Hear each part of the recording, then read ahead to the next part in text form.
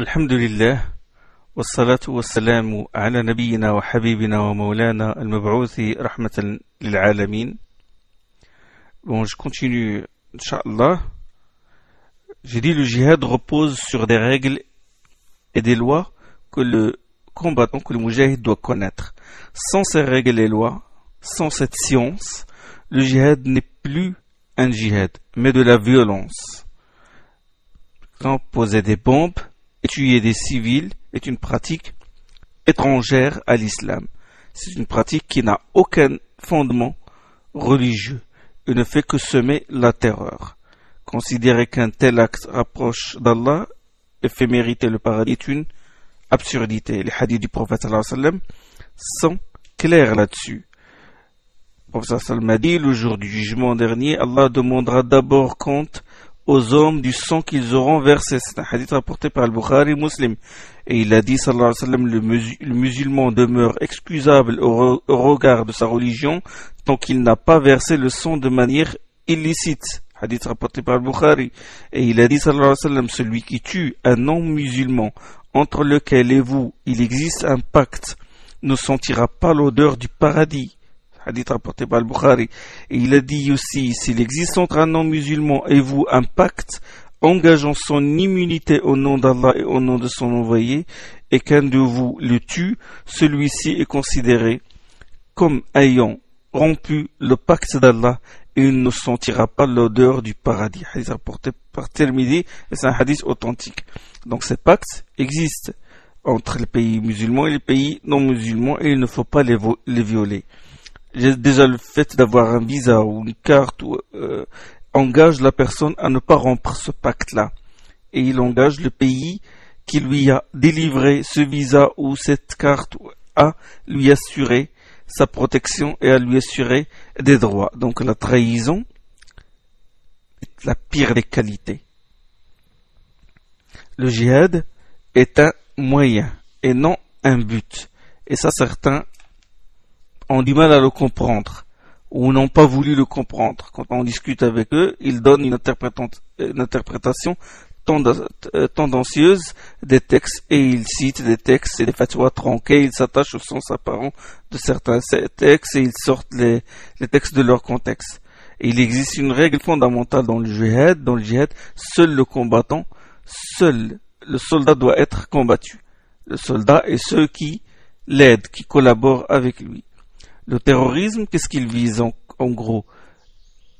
Je n'aime pas vraiment utiliser ce mot parce que bon, parfois on le confond avec la résistance armée.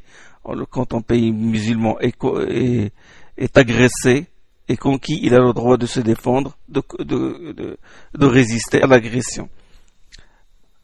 Je dis le terrorisme, qu'est-ce qu'il vise en gros? Il prend pour cible les civils, les enfants, les femmes, les vieillards, dans le but de faire pression sur les politiques, dans le but, il crée un climat de peur et d'épouvante au sein de la population civile, dans le but de faire passer un message, un agenda, etc. Or, de ce point de vue, l'islam combat le terrorisme. Le djihad est prescrit pour défendre les faibles et les opprimés. Le djihad a été prescrit dans ce but-là. Ce n'est pas pour tuer les femmes, les enfants et les vieillards et les faibles et les civils, mais il est prescrit justement pour les défendre. Allah a dit dans le Coran, وَمَا لَكُمْ لا تقاتلون في سبيل الله والمستضعفين من الرجال والنساء والولدان الذين لا يقولون ربنا أخرجنا من هذه القرية الظالم أهلها واجعل لنا من لدنك وليا واجعل لنا من لدنك نصيرا. Qu'avez-vous, Allah dit dans le Coran, dans sourate Nisa, qu'avez-vous à vous abstenir de combattre pour la cause d'Allah quand il y a tant de faibles d'entre les hommes, les femmes, quand il y a tant d'opprimés ou de faibles d'entre les hommes, les femmes et les enfants, à dire « Seigneur, délivre-nous de cette cité à la population si cruelle, envoie-nous de ta part un protecteur et désigne-nous un défenseur. » ربنا أخرجنا من هذه القرية الظالم أهلها واجعل لنا من لدنك وليا واجعل لنا من لدنك نصيرا. Le djihad est prescrit justement pour délivrer les gens pour sauver les opprimés. Et je défie quiconque de m'apporter un seul verset coranique ou un hadith qui autorise le meurtre d'enfants, de femmes et de faibles. Notre religion est une religion de paix. Elle s'appelle l'islam, qui signifie la paix. Quand les musulmans se saluent entre eux, ils disent, qu'est-ce qu'ils disent? Ils disent Assalamu alaykum. Que la paix soit sur toi, ou que la paix soit sur vous. Parfois on ajoute la miséricorde, on dit que la paix soit sur vous ou sur toi, ainsi que la miséricorde d'Allah. Assalamu alaykum wa rahmatullah. Elle n'est pas belle cette formule de salut, et ne se limite pas à un jour ou à un soir, mais la paix pour toujours. Ce n'est pas seulement bonjour et bonsoir, non. Salam alaykum, c'est pour toujours. La paix, c'est pour toujours. Regardez ce que notre prophète sallallahu alayhi wa sallam nous a enseigné. Regardez. Il a dit, La tadkhulul jannata hatta tu'minu. Vous n'entrerez pas au paradis tant que vous n'aurez pas la foi. وَلَا تُؤْمِنُوا حَتَّى تَحَابُّوا. Et vous n'aurez pas la foi tant que vous ne vous aimez pas. أَوَلَا أَدُلُّكُمْ عَلَى شَيْءٍ إِذَا فَعَلْتُمُوهُ تَحَابَبْتُمْ أَفْشُوا السَّلَامَ بَيْنَكُمْ. Ne vous indiquerai-je pas une œuvre qui suscitera en vous un amour mutuel échangé entre vous de nombreuses salutations de la paix. Ce hadith se trouve dans le Sahih de Muslim. Et Allah subhanahu wa ta'ala a dit dans le Coran à propos des croyants, الَّذِينَ تَتَوَفَّاهُمُ الْمَلَائِكَةُ طَيِّبِينَ يَقُولُونَ سَلَامٌ عَلَيْكُمْ اُدْخُلُوا الْجَنَّةَ بِمَا كُنْتُمْ تَعْمَلُونَ. Il a dit à propos des croyants et auxquels les anges, quand ils viendront cueillir leur âme en état de bonté, diront que la paix soit sur vous, entrez au paradis en récompense des hommes, en récompense des bonnes œuvres que vous avez accomplies. Ça c'est le salut des anges. Le salut des anges, c'est quoi? C'est la paix. Salamun alaykum. Surat Nahl, surat 16, et le verset 32. Et Allah, et le paradis, dans le Coran, le paradis s'appelle Darus Salam, la demeure de la paix. Allah dit dans le Coran, Lahum Darus Salam 'inda rabbihim wa huwa waliyuhum bima kanu ya'malun. À eux revient la demeure de la paix auprès de leur Seigneur, et c'est lui le régide pour ce qu'ils ont fait. Surat 6 et le verset 127. Allah, notre Dieu, s'est donné comme nom la paix. Ism Allah As-Salam, c'est l'un des 99 noms d'Allah, As-Salam. Comme dans, il a dit subhanahu wa ta'ala, Huwa Allahu alladhi la ilaha illa huwa, Al-Malik al-Quddus As-Salam. Il est Allah, nul n'est en droit d'être adoré que lui, il est le roi, le saint, la paix. Dans Surat Al-Hashr, Surat 59, verset 23. Si on prend le Coran, et on compte combien de fois le nom Salam, paix, avec ses dérivés, c'est-à-dire Muslim, Aslama, si on compte le nombre de fois que se répète le nom Salam, il se répète 140 fois dans le Coran. C'est-à-dire Salam, Islam, Muslim et tous les dérivés. Il se répète 140 fois dans le Coran. Si on compte combien de fois le mot Harb, guerre, se répète dans le Coran, il se répète 6 fois seulement. Une grande différence entre les deux, n'est-ce pas? Une grande différence.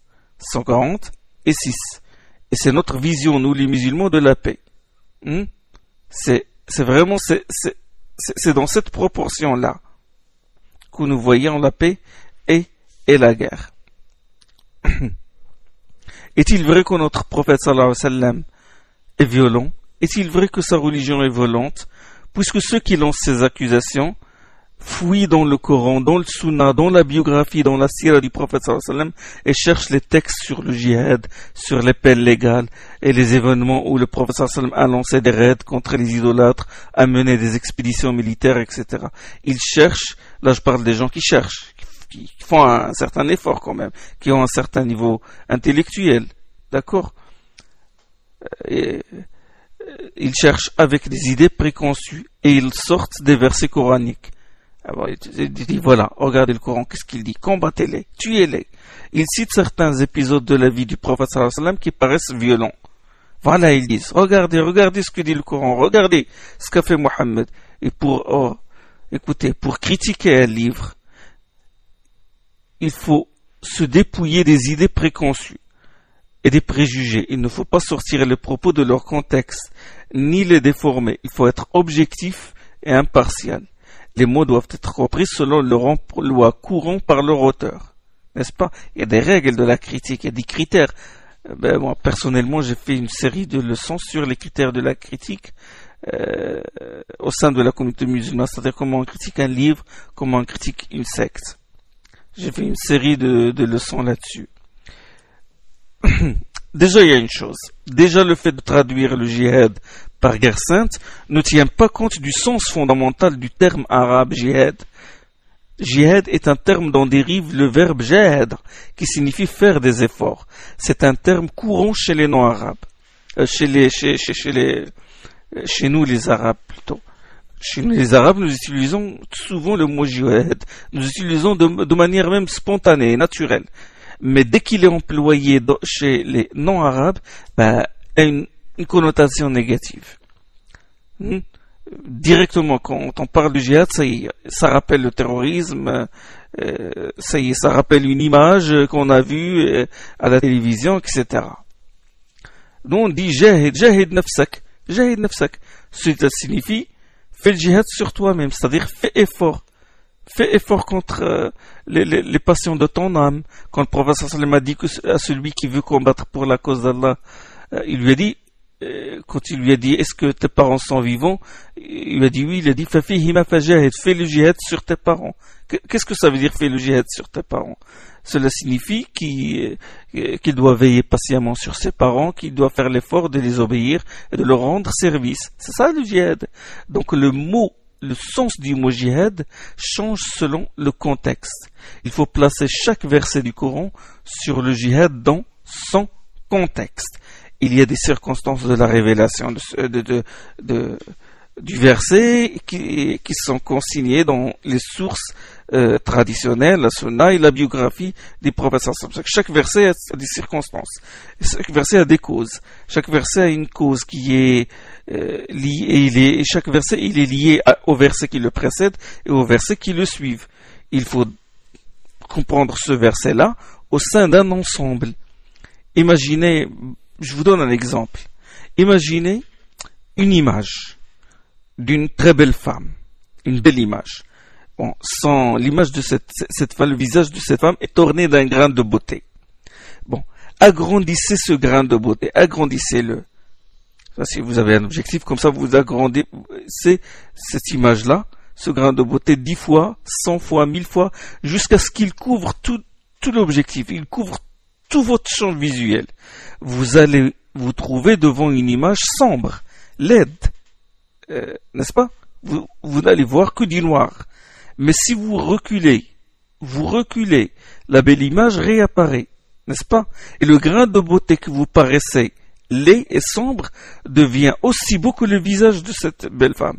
Et vous allez dire qu'elle est belle et elle est encore plus belle avec ce grain de beauté, n'est-ce pas? Donc c'est la même chose.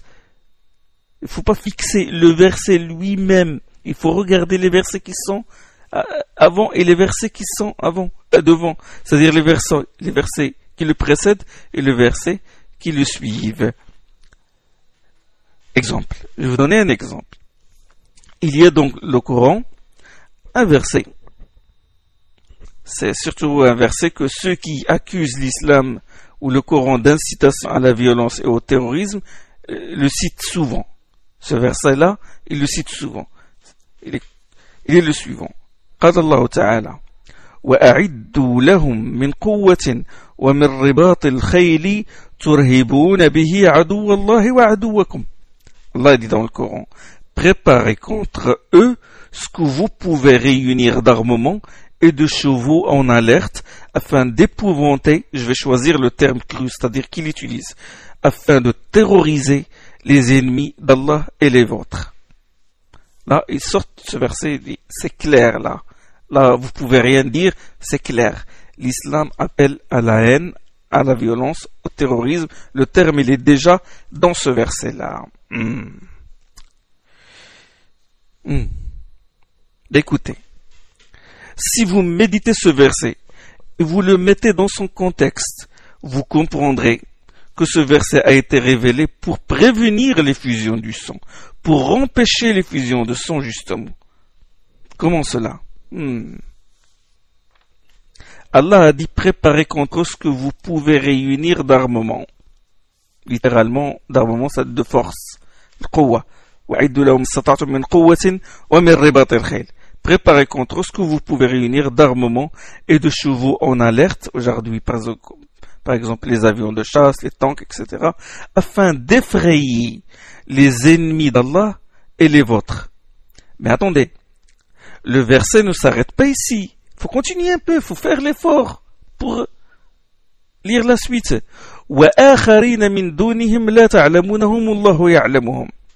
Il dit préparez contre ce que vous pouvez réunir d'armement et de chevaux en alerte afin d'effrayer ou d'épouvanter ou de terroriser les ennemis d'Allah et les vôtres, ainsi que d'autres, je continue le verset, ainsi que d'autres encore que vous ne connaissez pas mais qu'Allah connaît.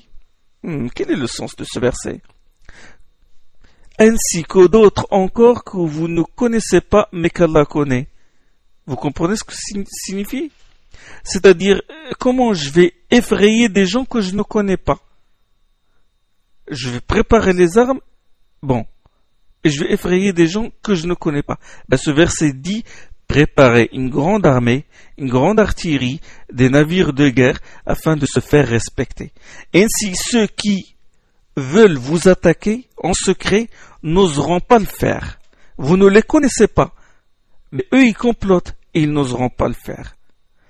Quand tu as une armée forte, les nations rivales éviteront de t'attaquer. Et c'est là un moyen de dissuasion qui vise à ce qu'il n'y ait pas d'effusion de sang, justement. Il vise à ce que le sang ne coule pas. D'accord? Je vais vous raconter une histoire. Le docteur Fadil Suleiman. Le docteur Fadil Suleiman est un ancien imam dans la ville de Washington. Et maintenant, il est président de Bridges Foundation, c'est-à-dire une fondation visant à faire connaître l'islam, à éduquer les prédicateurs et à ouvrir le dialogue avec quiconque veut connaître l'islam. Voilà. C'est une fondation. Il a été invité par une grande école militaire. C'est une branche du Pentagone qui forme les officiers. Il a été invité pour leur expliquer c'est quoi l'islam. C'était des officiers américains. Et il a passé une journée dans cette école. Vous savez, les Américains, maintenant, avec l'armée, ils veulent connaître davantage l'islam.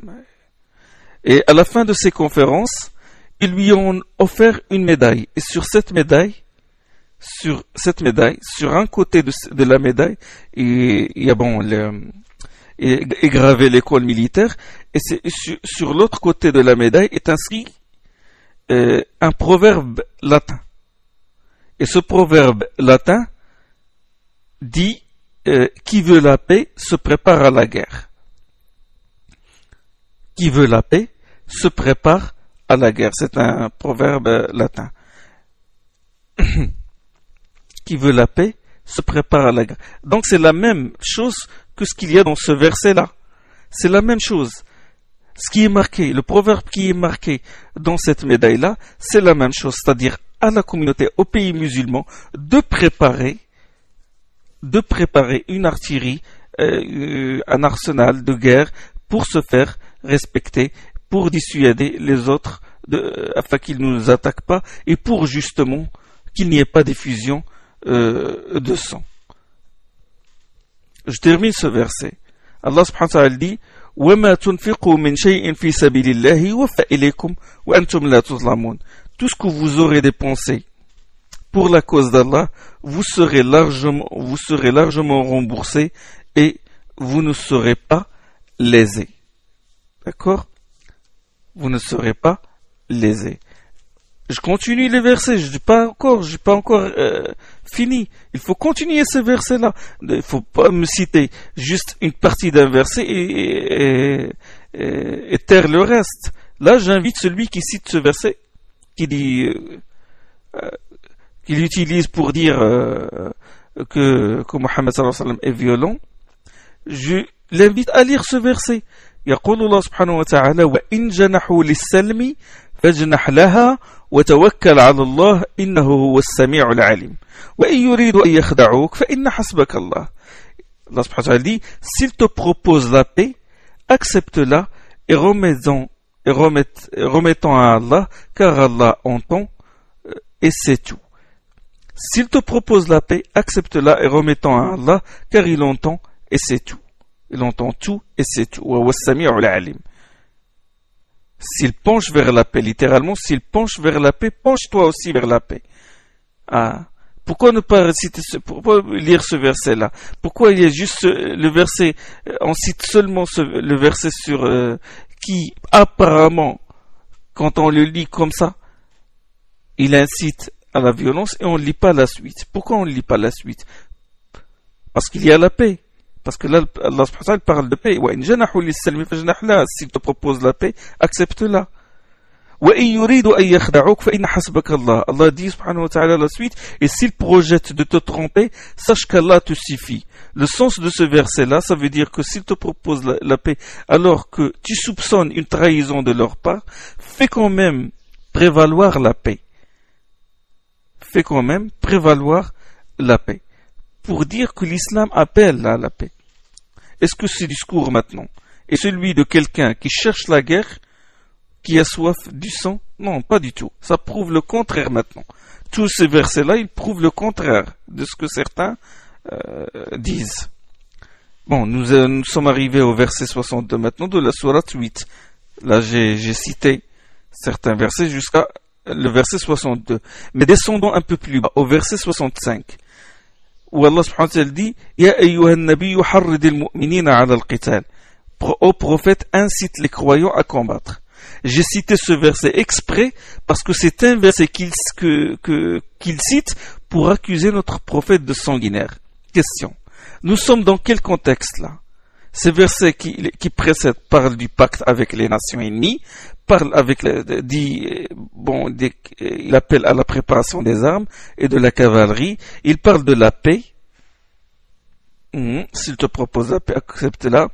Et les versets qui suivent aussi, après ces versets-là, ils parlent des captifs, comment traiter les captifs. Donc nous sommes dans un contexte de guerre. Les versets-là, ils parlent de la guerre. D'accord? Et dans le cas où les troupes sont sur le point de commencer la guerre, les commandants, bien sûr, des deux côtés, qu'est-ce qu'ils font? Ils incitent, ils encouragent. C'est pas ils les dissuadent. Hein? Et là, on est dans un contexte de guerre, dans une logique de guerre. L'ennemi est tout près. Donc là, c'est autre chose. C'est un autre texte. Il faut les inciter, il ne faut pas les décourager. Une armée molle, couarde, c'est grave. Là, ça, carrément, ça menace la sûreté du pays. Il faut une armée solide, courageuse, pour défendre le pays. Donc nous sommes dans ce contexte-là, c'est-à-dire le contexte de la guerre, et les combattants sont sur le point d'entrer en guerre. Il est normal donc qu'un chef d'État qui est sur le point de faire la guerre, de préparer l'opinion publique et d'encourager son armée.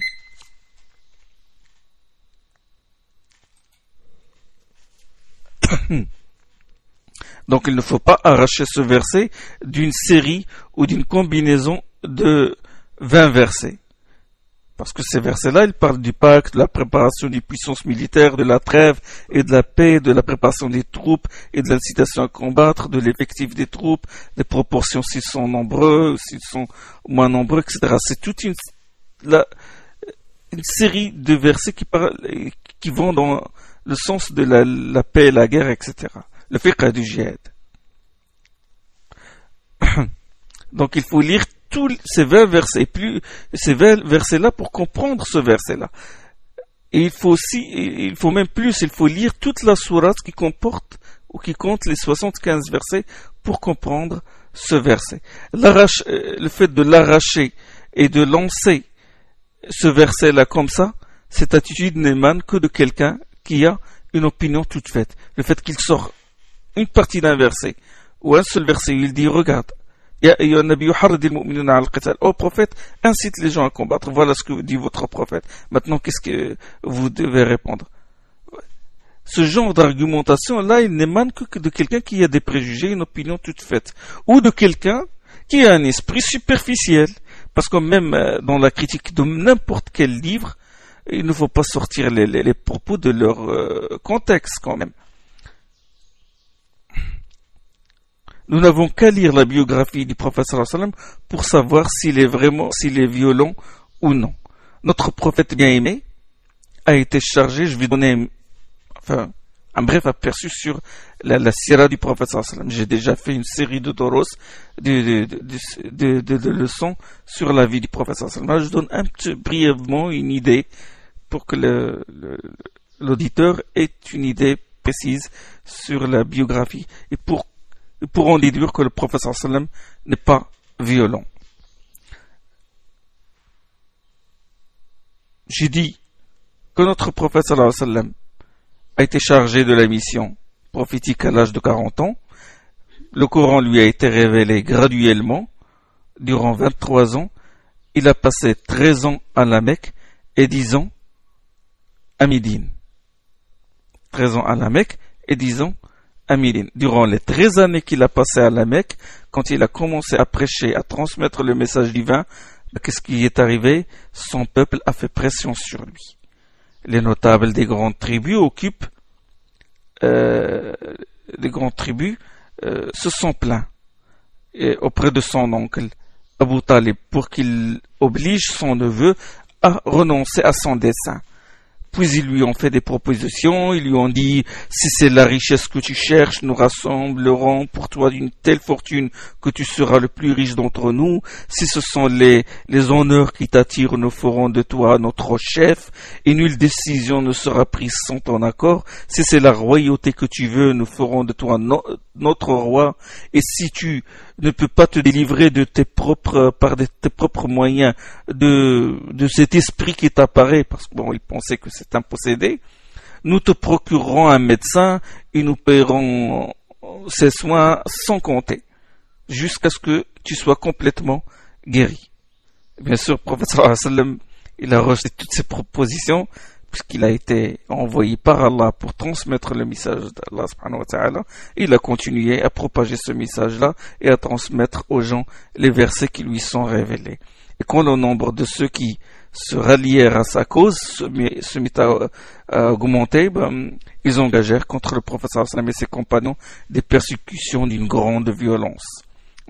Emprisonnement, la torture, Bilal, radiyallahu anhu, on le traînait sur le sol chaud du désert et on posait une grosse pierre sur lui et on le laisse dans le désert, privé de manger et de boire pour le contraindre à renier sa foi. Ammar aussi, son père Yasser, sa mère Soumeya ont été torturés. La mère de Ammar, c'est-à-dire Soumeya, elle est la première martyre dans l'islam. Elle mourut des mauvais traitements de son bourreau Abu Jahl. Khabbab aussi a souffert, a été maltraité, a été torturé, mais sans qu'aucun d'eux ne renonce à sa foi. Durant 13 ans de persécution, de séquestration, le prophète sallallahu alayhi wa sallam n'a combattu aucun de ceux qui s'en prenaient à lui. Il n'a combattu aucun d'entre eux. Il pouvait facilement envoyer Hamza ou Omar pour tuer Abu Jahl ou Uqba ibn Abi Mu'ayt ou d'autres persécuteurs des croyants, mais il ne l'a pas fait. Il se soumettait à l'ordre d'Allah de retenir sa main et de patienter.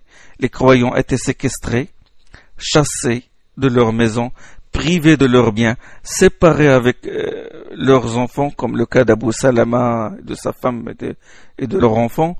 Et je ne veux pas entrer dans les détails de la sira.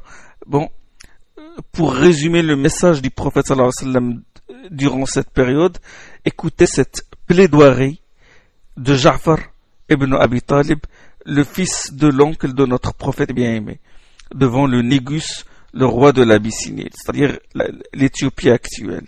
Rappelons que quand les violences gagnèrent, plus de violences, ou quand les violences ont augmenté contre les compagnons de notre prophète bien-aimé, l'envoyé d'Allah sallallahu alayhi wa sallam leur a proposé d'émigrer vers l'Abyssinie. C'était la première émigration en islam. Il leur a dit, si vous allez en Abyssinie, vous y trouveriez un roi chez qui personne ne subit d'injustice. C'est un pays de sincérité, c'est un pays de sincérité dans la religion, et vous y resterez jusqu'à ce qu'Allah vous délivre.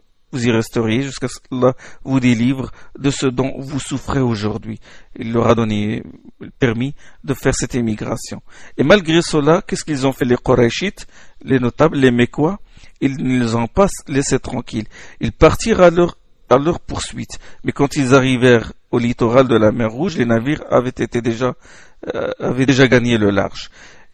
Ils ne s'arrêtèrent pas là. Tout en gardant prisonniers certains fidèles, ils dépêchèrent 2 émissaires au Négus, en Abyssinie, pour leur livrer les émigrants. C'est alors qu'il y eut cette plaidoirie de Ja'far ibn Abi Talib qui résume la mission du prophète sallallahu alayhi wa sallam. Écoutez ce que dit Ja'far ibn Abi Talib. Ayyuha al-Malik, au roi, كنا أقواما أهل جاهلية نعبد الأصنام ونأكل الميت ونأتي الفواحش. Nous étions un peuple plongé dans les ténèbres de l'ignorance, nous adorions les idoles, nous mangions de la charogne non sacrifiée, nous commettions des abominations, nous rompions les liens avec nos proches, nous maltraitions nos voisins, nous ne connaissions de loi que celle du plus fort, tels nous étions jusqu'à ce qu'Allah nous envoie un messager issu de nous-mêmes, dont nous connaissons le lignage, c'est-à-dire ils connaissent ses parents et ses grands-parents. Nous connaissons le lignage, la véracité, la fiabilité et l'intégrité. Il nous a appelés à nous tourner vers Allah, à professer son unicité, à l'adorer et à renoncer aux pierres et aux idoles que nous et nos ancêtres avions adorées. Il nous a ordonné d'être sincères dans nos discours, fidèles dans nos engagements et bienfaisants envers nos parents et nos voisins. Il nous a défendu de commettre des actes blâmables et il nous a défendu de verser le sang. ونهانا عن الفواحش وحسن الجوار والكف عن المحارم والدماء. Voilà ce que ce hadith dit. Et de verser le sang, il nous a interdit de verser le sang, il nous a interdit de commettre des turpitudes et de tenir des propos mensongers, de dévorer les biens de l'orphelin, d'attaquer l'honneur des femmes chastes. Il nous a ordonné d'adorer Allah sans rien lui associer. Il nous a recommandé la prière, l'aumône, le jeûne, et il a cité, Ja'far ibn Abi Talib a cité d'autres prescriptions de l'islam. Nous avons cru en ses propos, nous avons eu foi en lui, et nous l'avons suivi dans ce qui lui fut révélé. Aussi adorons-nous Allah l'unique sans rien lui associer, en tenant pour interdit ce qu'il a interdit, et en tenant pour licite ce que lui-même a rendu licite. C'est pour ces raisons que nos gens se sont tournés contre nous, qu'ils nous ont persécutés pour nous faire renier notre religion et revenir de l'adoration d'Allah à celle des idoles, et pour rendre les choses mauvaises que nous rendions licites auparavant. Et quand ils nous ont opprimés, agi injustement à notre égard, nous ont fait souffrir et se sont interposés entre nous et notre religion, nous sommes venus dans ton pays. T'ayant préféré à tous les autres, et nous avons souhaité être sous ta protection, et nous avons l'espoir, ô roi, qu'ici avec toi, nous ne subirons pas d'injustice.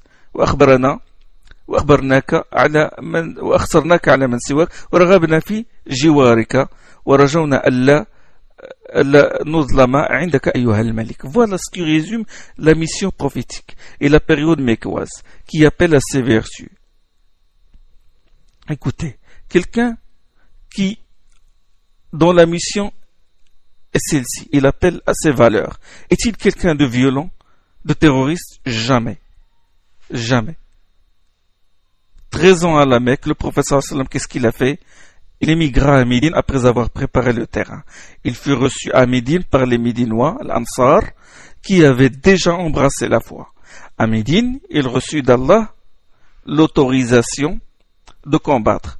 Donc 13 ans à la Mecque, il lui était interdit de combattre. C'est-à-dire il lui était interdit de combattre par les armes. Sinon, il lui était autorisé de combattre par les idées, par les preuves, par les versets du Coran. Le verset l'autorisant à combattre est le suivant. Ça, c'est à Médine, après 13 ans. أذن للذين يقاتلون بأنهم ظلموا وإن الله على نصرهم لقدير. Permission, ça c'est la permission du djihad. Permission est donnée désormais à ceux qui ont été injustement agressés de se défendre. Et Allah est en mesure de leur assurer la victoire. Suivez bien ce verset-là. Ce verset-là appelle à la violence. Non, c'était de se défendre. Au début, le djihad était prescrit pour se défendre. Permission est donnée désormais à ceux qui ont été injustement agressés de se défendre, et Allah est en mesure de leur assurer la victoire. Puis Allah subhanahu wa ta'ala donne le motif.